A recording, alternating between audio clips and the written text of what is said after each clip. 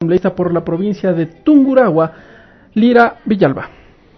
Cuestiono y pues no estoy de acuerdo con lo que ha señalado la asambleísta Mae Montaño cuando reiteradamente habla de la década del saqueo y convida a todos los miembros de la asamblea y al mismo procurador a lo que ella llama el importantómetro ético.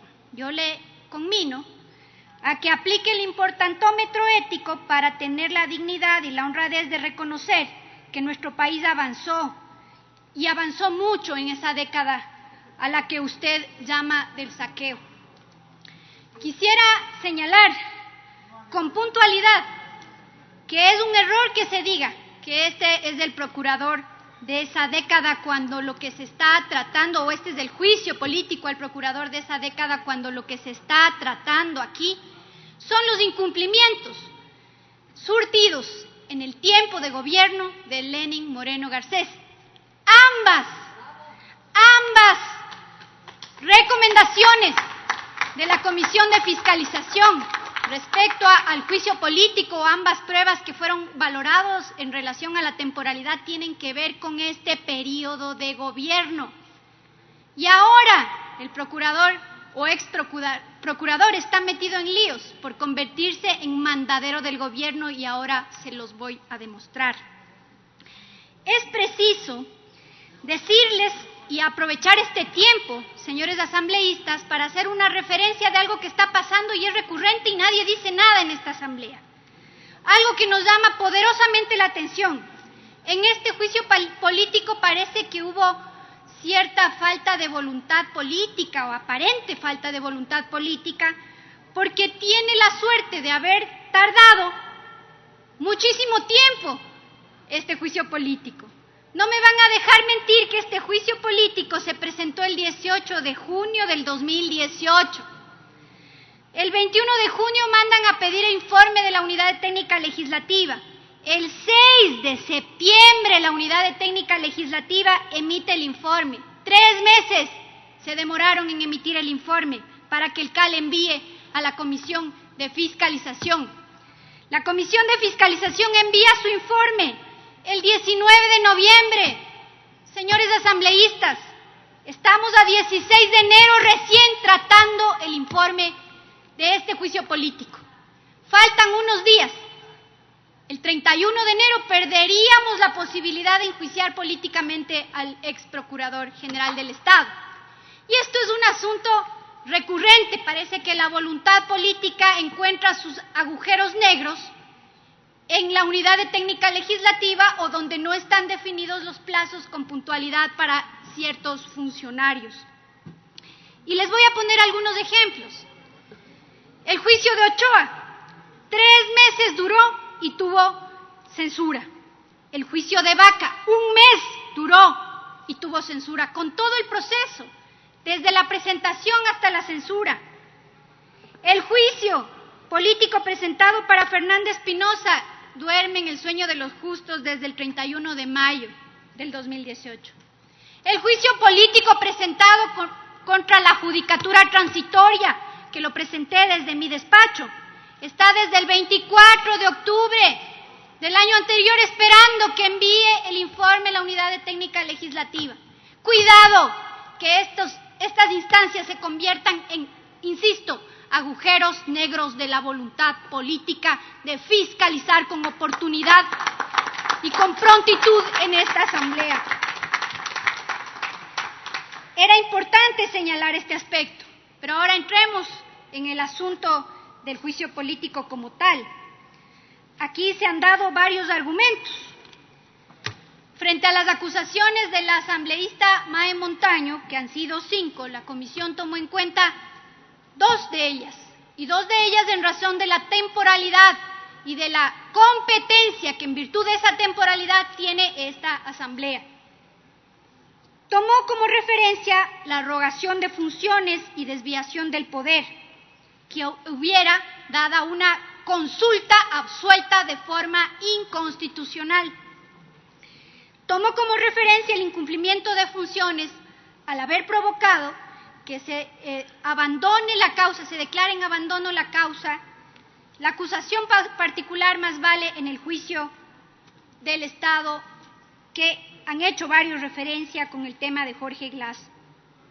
Es importante señalar que se tomaron estos dos aspectos y se desecharon el incumplimiento de función por el patrocinio en el tema de hidropastasa, el asesoramiento jurídico y también la administración ordenada de los recursos de la Procuraduría y la representación judicial. Así que esos temas, por falta de competencia de esta Asamblea, no podemos tratarlos por más voluntad que exista de aquello.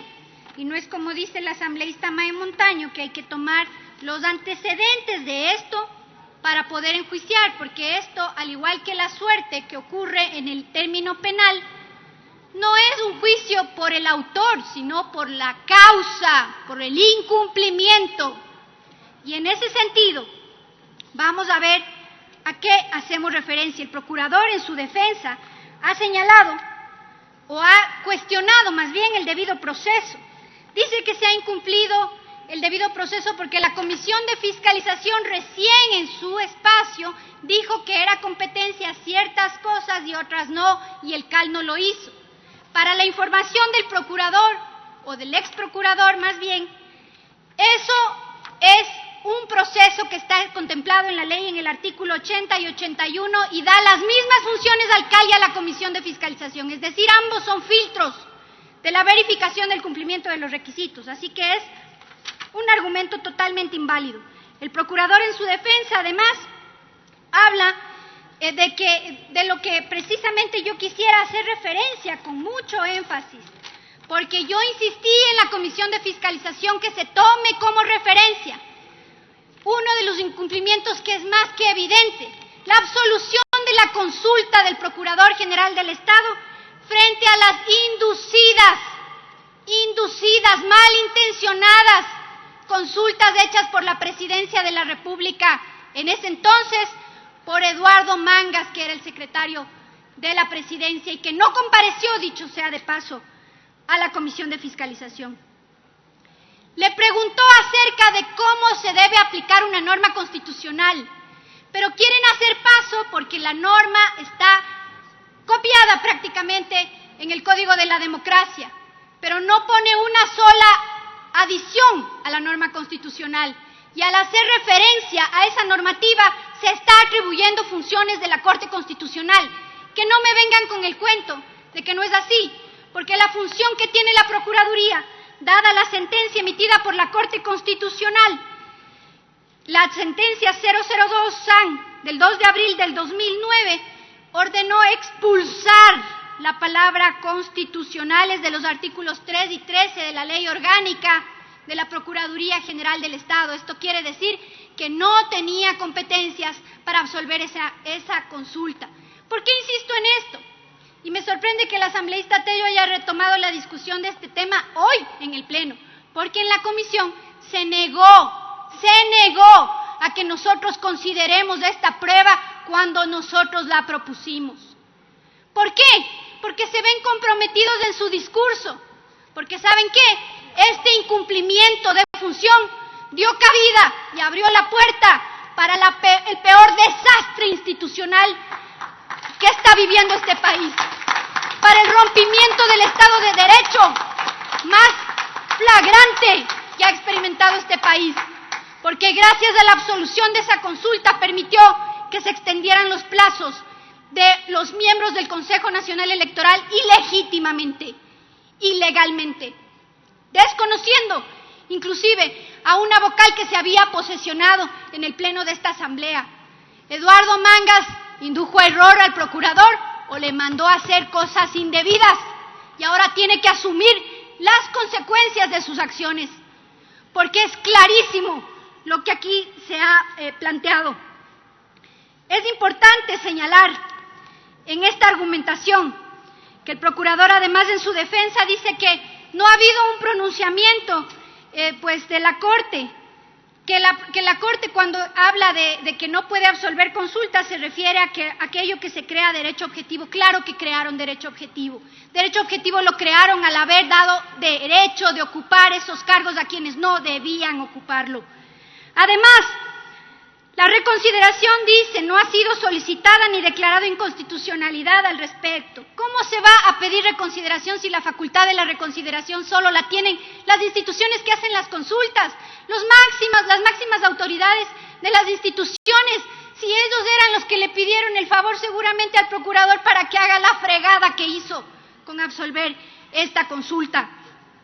¿Cómo iba a pronunciarse sobre la inconstitucionalidad la Corte Constitucional? ¿Cuál Corte Constitucional? La alcahuete de la consulta popular. Esa Corte Constitucional se iba a pronunciar, por favor. Ex procurador, por favor. Ese no es un argumento. Ha concluido su tiempo, señora legisladora. Estoy por terminar, si me permite 30 segundos para concluir. Dejo sentado que quién iba a pedir la reconsideración, quién iba a declarar la inconstitucionalidad.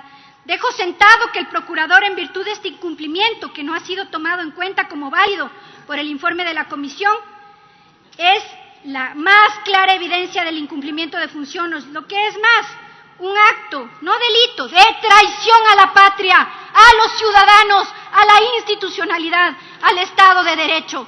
No estamos cayendo en el juego de Chevron, al que seguramente le interesa desprestigiar al ex procurador. Nos referimos pura y puntualmente a sus incumplimientos. Mi posición la sostengo, la mantengo, la ratifico. El procurador García debe ser enjuiciado políticamente. Finalmente quiero decirles algo que es importante. Hay personas que han sido leales a sus convicciones. Este no es el caso. Leales no a sus convicciones, no a sus virtudes democráticas, no han sido leales al apego de la ley, son leales al poder de turno, y esas son las consecuencias que estamos viendo en este momento. Quiero absolver las inquietudes planteadas por la proponente del juicio político. En su documento decía, ¿por qué el consultante fue el secretario general de la Presidencia de la República? ¿Por qué el procurador en el oficio no verificó si era cierto el puesto de suplente estaba vacante? ¿Por qué el procurador simplemente acogió la interpretación que realizó la Secretaría Jurídica de la Presidencia? Le voy a responder cuál es mi criterio. Porque todo obedecía al capricho de la Presidencia de la República. Por eso estamos como estamos, ecuatorianos, asambleístas. Reaccionemos. Esto no es un tema de guerra entre unos y otros, sino del bienestar de los ecuatorianos. Muchas gracias. Gracias, señora legisladora. Tiene la palabra la